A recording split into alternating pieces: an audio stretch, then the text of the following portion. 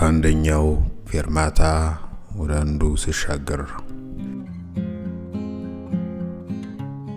ይፈርስ የማይመስል እስከ ዘላለሙ አምና እዚህ ቦታ ላይ አንድ ሱቅ ነበረ። የሱቁ ባለቤት ሚፍታህ ነበር ስሙ።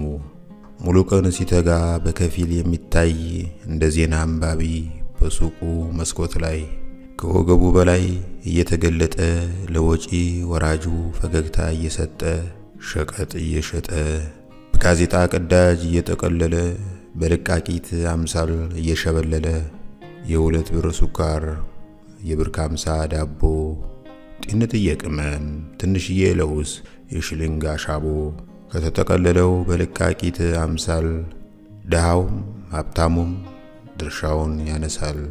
አደራው ጥብቅ ነው ዱብ የማይከለክል ባንክ አይታመንም የሚፍታህን ያክል አንደበቱ ቀና መዳፎቹ ትጉ ከቶ እንደሱ የለም የትም ቢፈልጉ ይሉት ነበር ሴቶች ቡና ላይ ሲያወጉ። አሁን እዚህ ቦታ ረጅም ፎቅ ቆሟል። ከፊት ያለው መንገድ በአዲስ ተሰይሟል። ሚፍታህ ጎዳናው ላይ ዱካውን አልጣልም። የት ይሆን አድራሻው የሚነግረኝ የለም።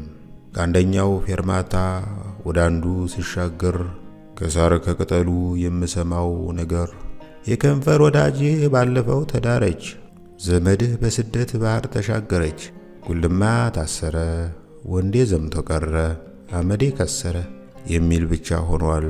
በእኔ ሰውነት ውስጥ ስንት ሕዋስ ቀስሟል፣ ስንት ተስፋ ውድሟል፣ ስንት ስጋት ለምልሟል።